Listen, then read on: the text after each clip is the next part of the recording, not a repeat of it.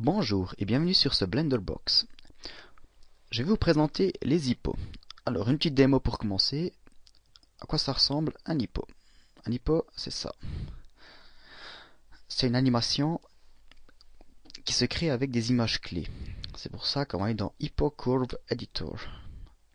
Dans celui-ci, on peut voir l'animation que je viens de créer. Alors, ici j'ai le temps. On va de 0 jusqu'à l'infini. Et je peux le déplacer en cliquant et je peux voir mon animation. Alors pour mieux comprendre, allez sur la fenêtre du haut et pressez N. Comme ça on peut voir les propriétés de l'objet. Alors momentanément il se situe en 0, 0, 0 et sa rotation également en 0, 0, 0. Ici sur les courbes on peut aussi bien voir qu'il se situe en X, en Y et en Z en 0, 0, 0. Si maintenant j'avance jusqu'à ma dernière clé que j'ai mis, qui est ici, je vois bien que le rouge est sur 4, le rouge qui est X, X, 4. Je vois aussi que le jaune Z est sur 2. Et ainsi de suite. Et en fait, Blender joue seulement l'animation que j'ai programmée avec les courbes. Bien sûr, on peut changer une courbe manuellement. On sélectionne d'abord la courbe, on presse Tab, et on a la possibilité de les déformer comme on veut. Par exemple, je prends celle-ci, et je vais un peu la déformer. Voilà. Alors, je represse Tab pour ressortir du mode, et j'avance mon curseur. Cette fois, l'animation a changé. La preuve, le rouge se situe à 4, et ainsi de suite. Alors pour avoir une autre vue des courbes hippo, on peut changer en NLA Editor. Alors on a chaque clé que j'ai mis, et je peux la déplacer où je veux. Je peux aussi en sélectionner deux, en faisant 2 fois A, et les duplicer.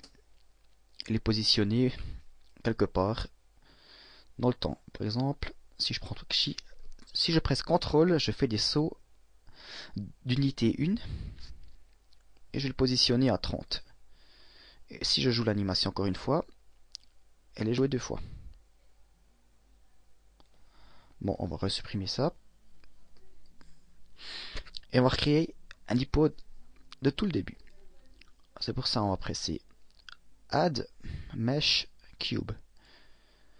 Alors si vous ne le retrouvez plus, c'est qu'il est positionné quelque part ailleurs. Alors il s'oriente en fait au curseur 3D.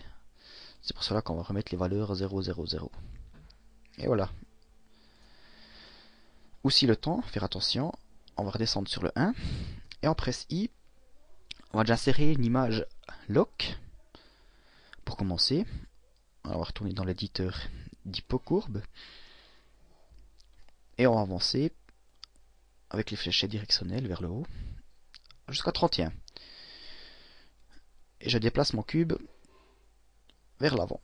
Je maintiens CTRL enfoncé. Comme ça j'ai des sauts de 1.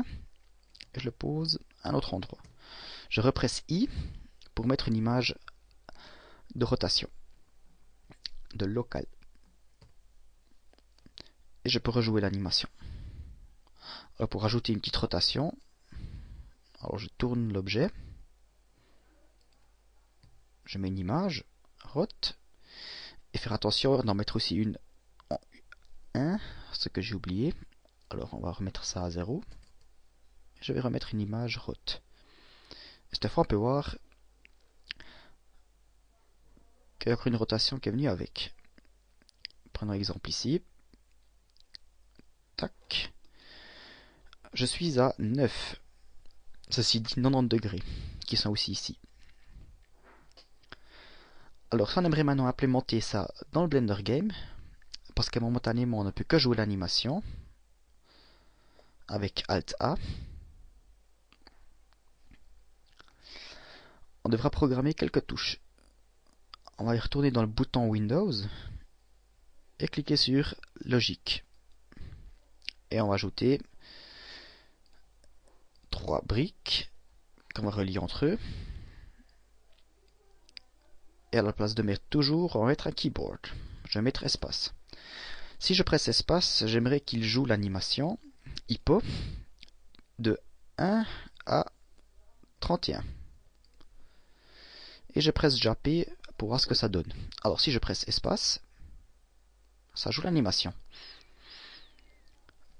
Alors des possibilités, il y en a quelques-unes. Par exemple, le ping-pong, qui fait comme son nom le dit, un ping, ping et pong.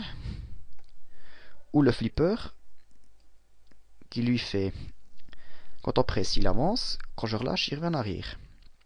Et si je relâche, si je presse et que je relâche plus tôt, il finit par son animation. Par exemple, pour une porte, on peut utiliser ça. Si on se rapproche, elle s'ouvre, si on se renlève, elle se referme. On a le lob stop, qui, si je presse avant, si je le relâche, il arrête. Il fait pause. L'avant-dernier, c'est le lob end. Si je presse, de toute façon, il va le finir.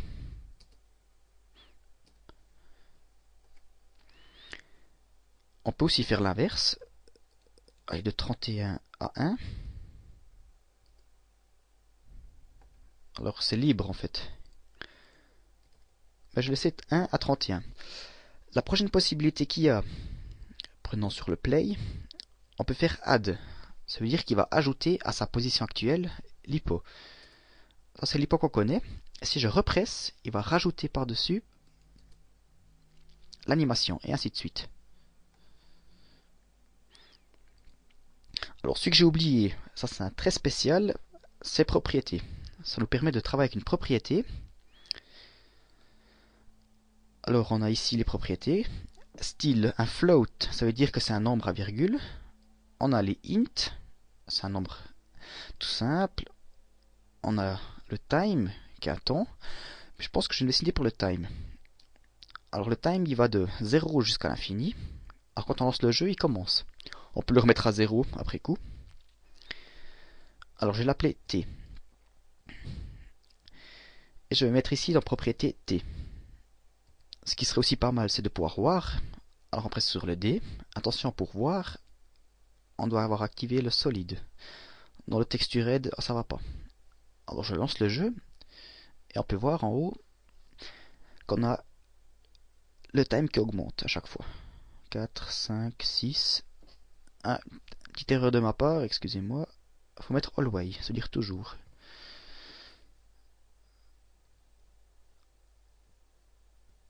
Et on voit qu'il avance gentiment. Ce qu'il faut savoir, c'est qu'un time, c'est sur 60 millisecondes.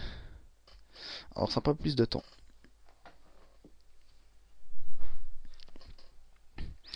Bien sûr, on peut aussi mettre des valeurs à la main. Avec int. Je veux qu'il soit à 5. Et automatiquement, je lance le jeu et il a l'image 5. Voilà, j'espère que le tutoriel a été compréhensible pour vous. Je vous souhaite tout bon. Appliquez ça dans vos jeux.